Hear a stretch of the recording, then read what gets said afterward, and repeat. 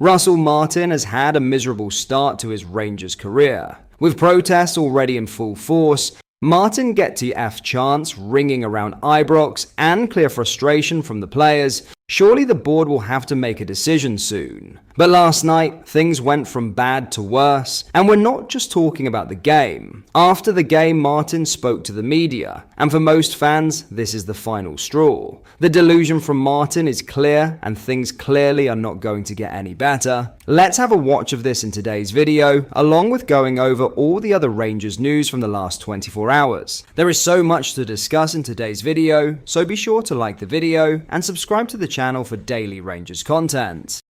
Have a watch of this. Russell, it's another difficult evening. What are your thoughts on the side's performance tonight? Well, I think it's difficult because we're down to 10 men for so long.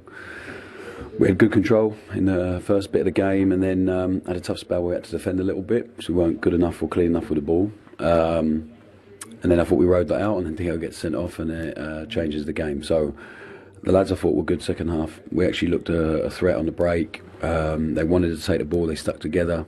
We wanted to be aggressive with it to try and cause them problems as well. And then they score a goal which we shouldn't concede really. It's we have them in the corner, we should probably foul or at least take the ball.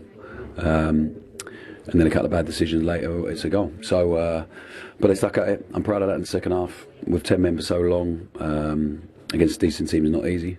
So it is what it is.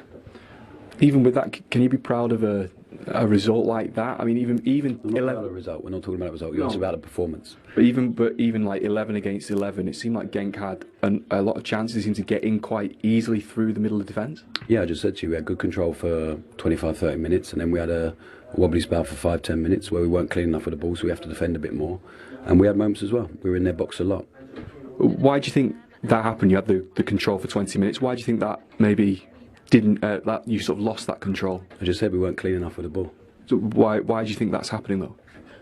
I think we're playing again. We trap ourselves. We don't show enough intensity to receive the ball and find the other side of the pitch, and it hurt us a little bit.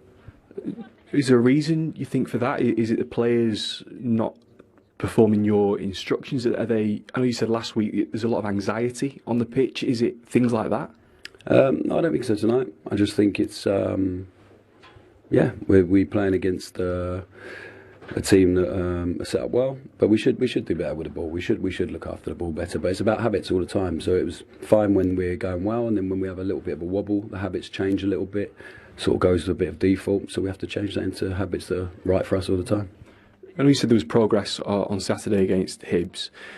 I know we maybe couldn't build on that because of the red card. How far away do you feel this team is from putting in a performance for 90 minutes that is what you are after? Not far. I think we'll learn and grow from tonight. I think they did well for having 10 men with a long time to play. So I think tonight, as much as it was good evidence for us on last Saturday about the good feeling they had after the game, there'll be stuff tonight that tomorrow is really clear for the players. So there'll be a lot of learning from tonight. I'm sure you heard the reaction at full time from the supporters. It's a difficult relationship at the moment between you and them. What do you need to do to turn this around? Do you still believe you can get them back on side? Yeah, I just have to. I said it so many times before, the only thing that will impact that is winning football matches.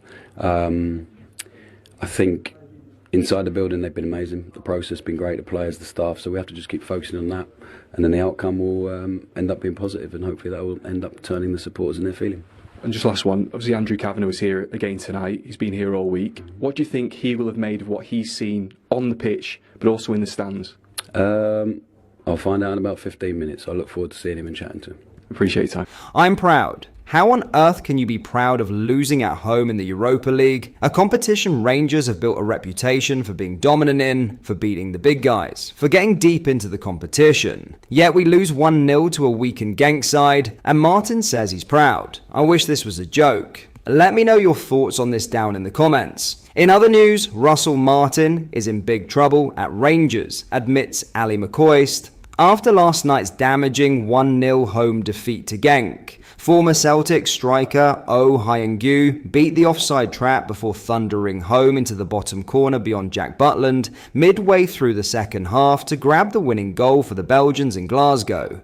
That followed a dramatic ending to the first half that saw Rangers denied a penalty for handball, Mohamed Diomande being sent off for a high tackle, and Butland saving a spot kick from O to keep the score level heading into the break. Boos were audible around those who remained inside Ibrox at full time, with further chants of Martin get to F as the former Scotland international promptly walked up the tunnel. It had been hoped that Saturday's 2-0 League Cup victory over Hibs would see Martin's Rangers side turn a corner, but Thursday night proved that is not quite the case, certainly for now. And McCoy sided with supporters and their dismay at what has been a dismal start to the campaign. They're totally justified in their disappointment at what they're seeing, the 63-year-old said post-match on TNT Sports. It clearly hasn't been good enough. You can point to the red card, but it goes deeper than that. The level of performance hasn't been good enough. Coming into the stadium tonight, you could have blown me away.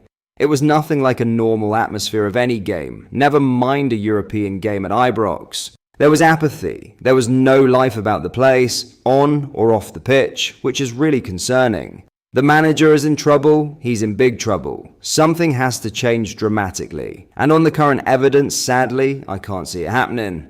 Meanwhile, over on Sky Sports coverage from their Glasgow base, Chris Boyd insisted that the club's American ownership have no other option other than to start looking for Martin's potential successor now. He commented, "Looking at it right now, there is no other option than to start looking. Not only for a new manager, but the recruitment needs an overhaul. Russell Martin will be the one that ends up paying the price. But there's other people at the club who need to be held accountable as well. Because right now, the disconnect from the stands onto the pitch and beyond is as bad as I've ever seen." In other news, Martin pointed to the dismissal of Mohamed Diomande late in the first half as the turning point on another dreadful night, and Butland acknowledged that Rangers didn't do enough to claim anything from another must-win match that ended in defeat. "Obviously, it's not the way we wanted to start the competition at all," Butland said. "Some bright moments to start, but obviously we went down to 10, gave away some opportunities, and in Europe playing against teams with 10 men, it's difficult."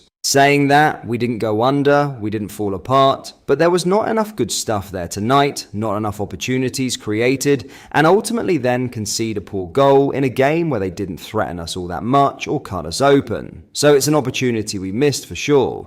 Yeah, for the sake of using all the same words, it is frustrating because you feel like the weekend was a game against a team that have probably had a bit of confidence coming into that. You go and get a good result, comfortable result, playing with intensity, speed, and creating chances to tonight where you don't capitalize on it. It wasn't the same game. You go down to 10, you're up against it and give away a poor goal, which we look back at as a real sloppy one to concede, even if you're down to 10. So it's definitely an opportunity lost, and now we've got to accept what's to come and get ready for Livy on the weekend.